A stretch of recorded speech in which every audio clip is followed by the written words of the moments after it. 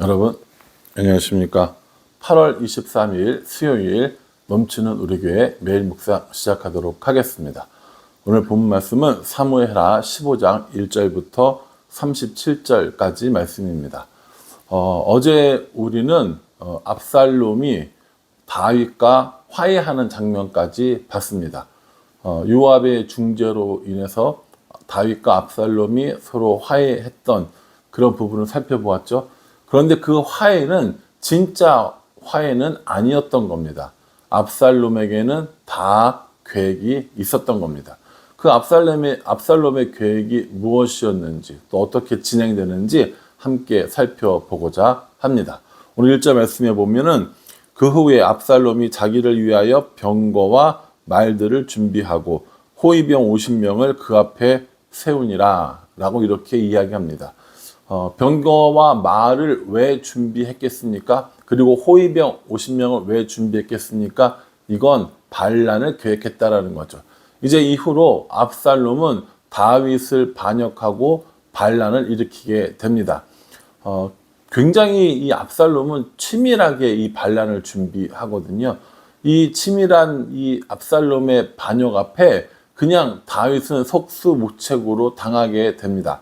압살롬이 어떻게 반역을 준비했는지 1절 말씀에는 군사력을 준비한 게 나오거든요. 그래서 병거와 말을 준비하면서 군사들을 모았습니다. 또 2절부터 6절까지의 말씀은요, 여론전을 피는 겁니다. 그러면서 사람들의 마음을 얻지요. 성경은 뭐라고 얘기하냐면 6절 말씀에 보면 이스라엘 무리 중에 왕께 재판을 청하러 오는 자들마다 압살롬의 행함이 이와 같아서 이스라엘 사람의 마음을 압살롬이 훔치니라 라고 이렇게 얘기합니다. 이스라엘 사람들의 마음을 훔치는 일을 한다는 겁니다. 어떻게 하냐? 어떤 사람이 재판을 하러 왕 앞에 오면 압살롬이 미리 만나서 지금 왕이 이렇게 재판할 사람을 세우지 않았어. 나한테 이야기하면 내가 정의롭게 처리해 줄게 라고 하면서 이야기를 하는 거죠. 그러면 그 사람이 엎드려가지고 막 고맙다 절할 거 아닙니까? 그럼 이렇게 세워가지고 굉장히 친밀함을 표시하면서 입을 맞추고 이렇게 했다라는 겁니다. 그러니 왕은 무능하고 또 왕은 나라를 돌보지 않는 것 같은 이미지를 심어주고 또 이 압살롬 자신은 사람들에게 정의롭고 또 나라를 다스리는 이런 왕의 모습을 보여주는 것이죠. 그래서 이 압살롬은 사람들의 마음을 얻게 됩니다. 되게 성경이 재밌는 게 이스라엘 사람들의 마음을 압살롬이 훔쳤다라고 이렇게 이야기를 하죠. 얻은 게 아니에요. 얻은 게 아니라 훔쳤다라고 하는 겁니다. 때로 우리는 사람들의 마음을 훔치려고 할 때가 있습니다. 그것이 하나님을 위해서가 아니라 자기의 유익을 위해서 또한 자기의 이익을 위해서 사람들의 마음을 훔치려고 하는 경우들이 있습니다. 우리는 그 사람을 보고 뭐 유능하다고 하고 또 인기가 많다고 하고 잘한다고 하지만 결국 그는 사람들의 마음을 훔치는 일을 했다라는 겁니다. 저도 이 말씀을 묵상하면서 나는 사람들의 마음을 훔치는 사람이 아닌가라는 생각을 한번 해보게 되었습니다. 사람들로 하여금, 성도들로 하여금 하나님을 알게 하고 하나님을 만나게 하고 하나님을 예배하게 하는 것이 목사인 저의 사명인데 그 사람들의 마음을 훔쳐서 나의 이익과 나의 만족만을 누리려고 하는 것을 아닐까라는 생각을 한번 해보게 되었습니다. 사람의 마음을 훔치는 사람이 아니라 사람들의 마음을 하나님께로 향하게 하는 사람, 그것을 추구하고 또 그것을 위해 기도해야겠다라고 생각을 했습니다. 그러니까 압살롬은 군사들을 모았고요. 여론전을 통해서 사람들의 마음을 훔쳤고요. 또 여기 압살롬의 이 반역에 함께한 사람이 있었는데 그 12절 말씀에 보면 제사 드릴 때 압살롬이 사람을 보내 다윗의 모사 길로 사람 아히도벨을 그의 성읍 길로에서 청하여 온지라 반역하는 일이 커감에 압살롬에게로 돌아오는 백성이 많아지니라 라고 이야기하면서 아히도벨이라고 하는 사람을 모시게 됩니다. 이 아히도벨은 전략가인 거죠. 다윗의 모사였으나 이 그 압살롬의 모사로 된 거죠. 쉽게 우리가 하는 표현을 하다면 배를 갈아탄 거죠. 말을 갈아탄 거고, 전에는 다윗의 모사였으나 이제 반역자였던 이 반역자였던 이 압살롬의 배에 올라타는 아히도벨이 되는 겁니다. 여러 가지 이런 그 자료들을 보다 보니까 이 아히도벨이 그 우리야의 조부 혹은 밧세바의 조부 이런 얘기들이 있습니다. 그러니까는 뭐 자료에 따라서 우리야의 조부라고 하는 사람도 있고 밧세바의 조부라고 하는 사람도 있는데 어쨌든 그 집안하고 연계가 있는 사람인 거죠. 그러니까 압살롬의 이 반역에 아히도벨은 참여를 했는지도 모르겠습니다. 뒤에 나오지만 이 다윗은 아히도벨이 압살롬의 반역에 참여했다는 사실에 매우 큰 실망을 하고 또 두려워합니다. 그만큼 아주 뛰어난 모사였다라는 거죠. 이제 압살롬의 반역은 다 준비되었고 또 잘 진행되었습니다. 군사력을 준비했고 여론조를 통해서 마음을 훔쳤고 또 모사였던 아히도벨까지 얻은 거죠. 이 소식이 이제 다윗에게로 들어갑니다. 13절에 보면 전령이 다윗에게 와서 말하되 이스라엘의 인심이 다 압살롬에게로 돌아갔나이다. 이렇게 보고를 하죠. 이제 반란이 일어났구나 라는 것을 알았고 얼마만큼의 군사, 얼마만큼의 이런 그 인심을 얻었는지 알게 된 다윗은 그 일로 바로 도망가게 됩니다. 14절에 보면 이렇게 얘기하죠. 다윗이 예루살렘에 함께 있는 그들의 모든 신하에게 이르되 일어나 도망하자 라고 이렇게 얘기합니다. 우리가 지금 도망가지 않으면 다 죽을 거야. 그러니까 도망가자 라고 얘기합니다. 사실은 이 다윗이 압살롬이 무서워서 도망갔다기보다 자신이 성에서 있으면서 이 성을 지키려고 하면 내전인 거죠. 동족 상장의 비극이 일어나게 되는 겁니다. 아버지와 아들이 정말 싸워야 되는 상황이 일어나는 것이죠. 다윗은 그걸 피했을 것이라고 보는 것이 일반적인 견해입니다. 그러니 아들인 이 압살롬과 함께 싸우지 않고 또 동족들이 서로 피 흘리는 것들을 막기 위해서 다윗이 피신했다라고 이야기를 하는 것이죠.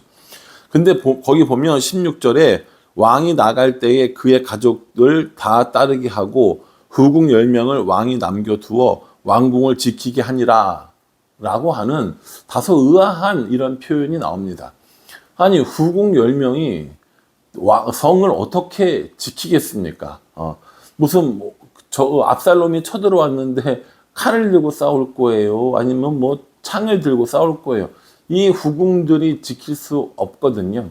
그래서 많은 학자들이 이 후궁들이 남아 있었던 이유는 이제 뒤에 나오게 되지만 하나님의 계획 그리고 나단의 예언을 이루게 하기 위해서였다라고 이야기합니다. 다데르국에게 부담스러웠을 수도 있고요. 또 이 후궁들을 남겨놓음으로 인해서 왕의 가족들이 그 왕궁을 지키고 있었다라는 표식을 할 수도 있었지만 결국 이 다윗의 이런 행동들은 후에 나단의 이런 그 예언들이 이루어지는 계기가 됩니다. 그건 그때 다시 한번 살펴보도록 하겠습니다. 그렇게 하고 나서 도망가는데 이제 그 19절 이하에 보면은 가드 사람 이때를 비롯한 이름이 이때예요. 이때를 비롯한 백성들이 함께 따라 나섭니다. 많은 사람들이 아직도 다윗을 지지하고 있었기 때문에 다윗을 따라가는 길이 험난할지라도 이 다윗을 따라서 가는 것을 볼 수 있습니다. 그때 이제 함께 했던 사람이 누구였냐면 후세라고 하는 사람입니다. 후세라는 사람도 함께 따라왔는데 이 후세는 다윗의 친구였죠.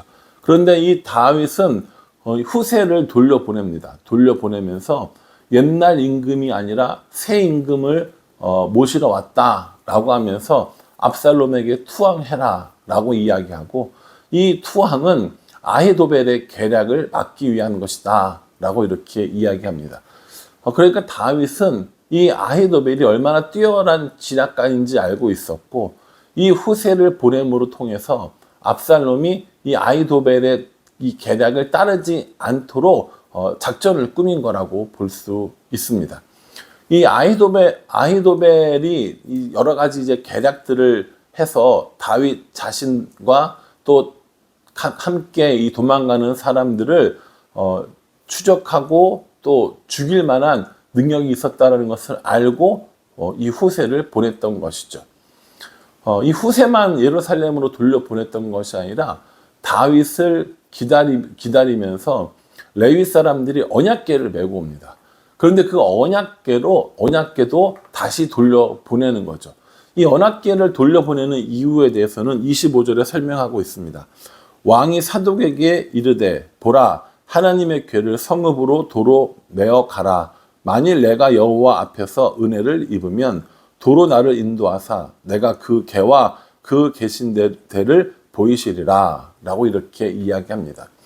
그러니까 언약궤를 가지고 가지 않고 언약궤는 다시 예루살렘 성에 보내면서 내가 하나님께 은혜를 받으면 반드시 이 궤를 다시 볼 거니까 이 언약궤를 가지고 가라. 그러나 사독과 너희 제사장들은 나의 이런 스파이로 거기 남아서 여러 가지 상황들을 보고해 줘라 라고 이렇게 이야기하고 있습니다.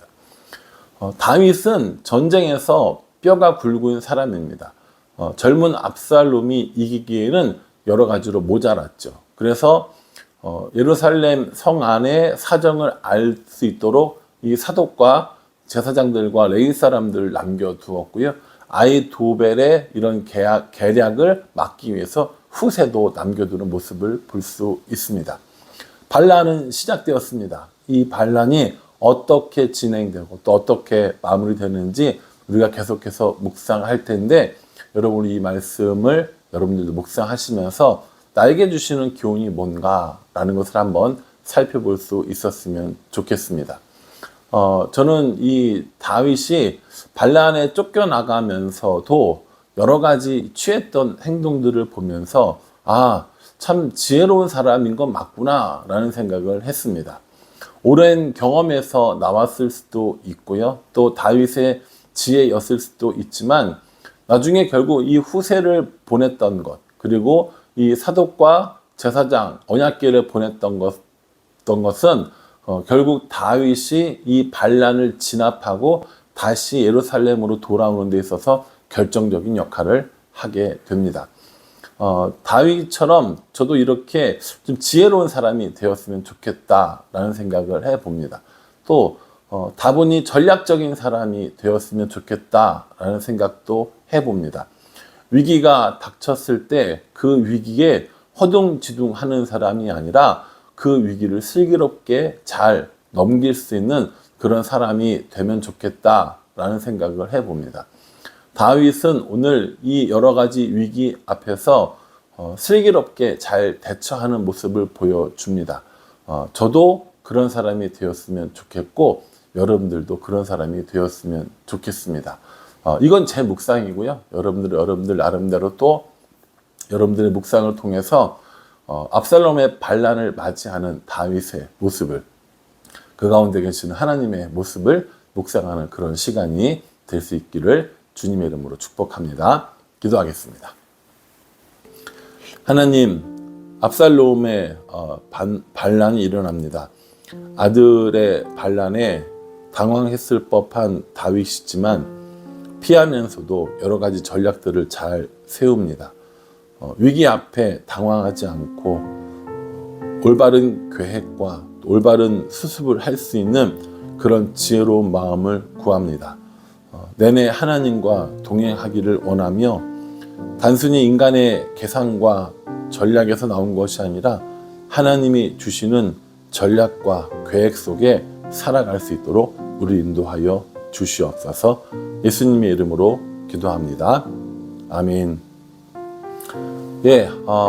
아히도벨, 그리고 후세 이런 사람들이 갑자기 나온 것 같아서 좀 복잡할 수 있지만 드라마의 새로운 등장인물이라고 생각을 하시고 묵상하시면 더 재밌을 것 같습니다. 오늘도 말씀을 통해서 승리하는 하루가 될 수 있기를 간절한 마음으로 기도하겠습니다. 감사합니다.